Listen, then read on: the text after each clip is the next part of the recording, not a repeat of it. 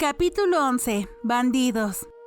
Sí, hay bandidos por aquí, creo que aparecerán por aquí, dijo su guía con un acento tan marcado que casi parecía que lo hacía a propósito. Señaló un punto en el mapa de piel de oveja, un paso entre dos cordilleras, el tipo de lugar que prácticamente pedía un cerco. Tampoco son estúpidos, no se desviarán de su camino para hacerse daño. Si dejas la mitad de tus bienes, deberían dejarte pasar. De todos modos, solo nos encontramos con ellos una de cada 3 veces. Interesante. A ese ritmo, los comerciantes considerarían usar la ruta. Sabían que no serían atacados cada vez y tomar el camino largo requería más tiempo y gastos. Piensen que es un peaje un poco caro. Bueno, señores, de todos modos, se dice que esos bandidos son lo que podríamos llamar ladrones honrados. ¿Ladrones honrados?, preguntó Basen, incapaz de evitar una nota de indignación en su voz. A Mao Mao le preocupaba si sería capaz de contenerse si se encontraban con los forajidos. Jinshi parecía haberle cogido gusto a los caballos del campo y prefería ir a caballo en vez de carruaje. Eso dejó a Basen sin otra opción que ir a caballo también, lo que a su vez dejó a Mao Mao con el espacioso carruaje para ella sola. Apartó parte del equipaje y se hizo un sitio para dormir en el suelo. Sentada todo el tiempo, le dolía el trasero. Pensó que acostarse un poco la ayudaría. Como estaba convencida de que preocuparse por si pasaba algo o no era una pérdida de tiempo valiosa, Mao Mao decidió dormirse. Si tenía mucha suerte, cuando se despertara, ya habrían pasado al puesto de control de los bandidos. Lamentablemente, no tuvo suerte. Antes de llegar a la mitad de las montañas, Mao Mao se encontró dando vueltas en el carruaje. Los caballos relincharon y el vehículo se detuvo de repente, obligando a sus ojos somnolientos a permanecer abiertos y frotándose la espalda donde se había golpeado. Mao Mao miró al exterior. No había asaltantes, pero el guía parecía estar explicando algo a Basen. ¿Qué está pasando?, preguntó Mao Mao al conductor. Parece que otro carruaje delante del nuestro fue atacado por bandidos. Probablemente sea mejor esperar aquí un rato. En otras palabras, esperaban que, aguantando la estación durante unos minutos, podrían alejarse sin que les pasara nada. Alguien que había escapado del ataque en el otro vagón estaba allí, pidiendo ayuda a Basen. Mao Mao no pudo saber qué decía el hombre, pero Basen parecía estar logrando contener su ira. Eso fue hasta que el recién llegado les mostró algo a él y a Jinshi que les hizo palidecer. Jinshi lo cogió y lo miró de cerca. Curiosa, Mao Mao se bajó del carruaje, sin importarle que aún tuviera la cabeza en la cama. ¿O era la cabeza en el suelo? Sin embargo, antes de que pudiera acercarse a Jinshi, Basen puso su caballo al galope. Jinshi ordenó a varios de sus guardaespaldas que siguieran al joven, aunque cuando dio la orden, Basen ya se había perdido de vista. «Has estado durmiendo», comentó Jinshi. «Seguro que no sé a qué te refieres», dijo inocentemente Mao Mao. «Hay un patrón extraño en tu mejilla».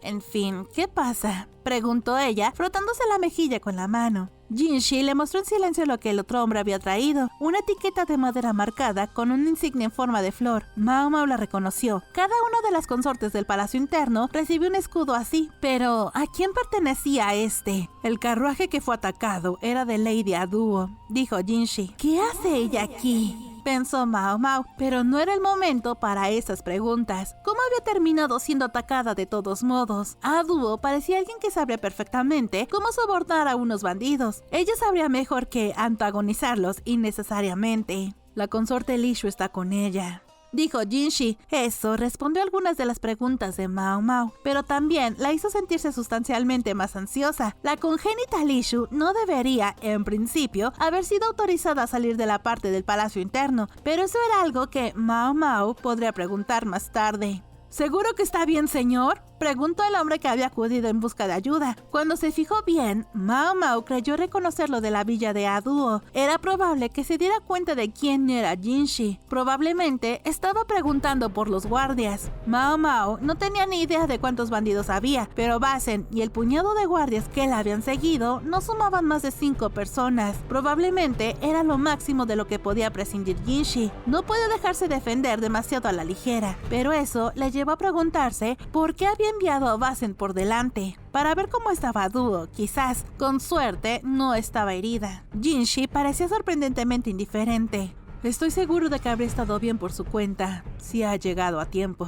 «¿Eh?», No pasó mucho tiempo antes de que Mao Mao descubriera lo que quería decir. Cuando lo alcanzaron, descubrieron una colección de bandidos atados. Obviamente, había habido una gran lucha. Las apestosas ropas de los hombres se habían desgarrado, dejando al descubierto una piel cubierta de cortes recientes. De hecho, los cortes eran lo de menos. Varios de ellos tenían los brazos y las piernas apuntando en direcciones poco naturales. ¿Qué clase de batalla habría ocurrido para que terminaran así? Los guardaespaldas llevaban lo que parecían ser bandas mugrientas atadas a las muñecas. ¿De qué se trata?, se preguntó Mao Mao. ¿Qué significaban? Observó desde la distancia sin querer acercarse demasiado a los bandidos. Algunos de ellos echaban espuma por la boca. Los guardias de Aduo no estaban en mucho mejor estado. Por suerte, no habían matado a nadie, pero a un hombre le habían cortado buena parte del brazo. Mao Mao bajó del carruaje y se apresuró a acercarse a él. ¿Qué demonios?, preguntó el guía que Basen había contratado.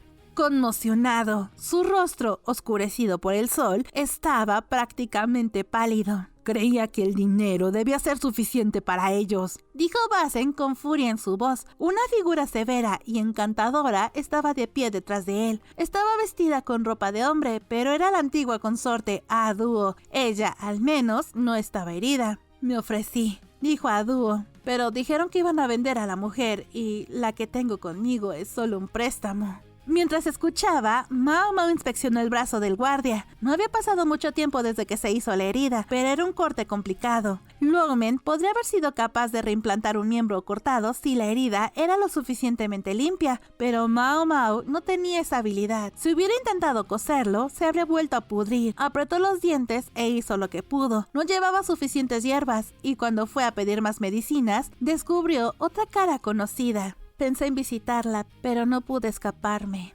Quien hablaba era otra persona atractiva vestida con ropa de hombre. Suirei llevaba vendas y hierbas medicinales.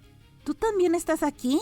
Sí, aunque también me pregunté si realmente debía de salir de esa villa. Ciertamente, era una sorpresa encontrarla aquí, y eso significaba que algo estaba pasando. ¿Se te da bien coser?, preguntó Suirei mientras calentaba una aguja sobre una llama. No más que la siguiente, joven. Me siento especialmente mal porque no tenemos anestésicos ni sedantes. Se preparó para desinfectar. Mientras prácticamente bromeaba, la cara del guardia se retorcía de dolor. La forma en que Suirei sujetó al tembloroso hombre y le puso una mordaza en la boca para que no se mordiera la lengua demostró que era una veterana en este tipo de cosas. El incidente con los bandidos parecía representar todo un error de cálculo. Jinshi y los demás sabían que difícilmente podrían pasar por una caravana de comerciantes, así que su historia era que un rico señorito había sido consignado a un puesto sin salida en las provincias, pero los piratas parecían adivinar que los viajeros eran aún más importantes de lo que decían ser. Con esta gente a cuestas. Mao Mao se cambió la túnica que había sido salpicada con la sangre del guardia y se dirigió a la tienda de Aduo. Jinshi había pedido a Mao Mao que escuchara la historia directamente de ella. Cuando entró, encontró a la consorte Lishu, allí también, agarrada a la mano de Aduo y sin mostrar signos de soltarla. Temblaba de forma casi incontrolable. La pregunta que más intrigaba a Mao Mao era ¿por qué estaba aquí? Suirei, también recién cambiada, también estaba allí. Al menos estaba bastante claro por qué estaría en esa expedición. Tenía un talento médico considerable y podría servir eficazmente como médico en un viaje largo como este. Sin embargo, su presencia también planteaba preguntas.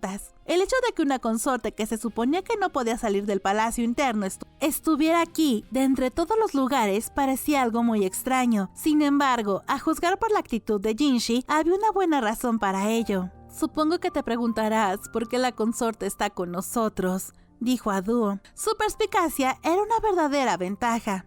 Sí, señora, dijo Mao Mao. ¿Te has enterado de por qué el señor Basen va hacia el oeste?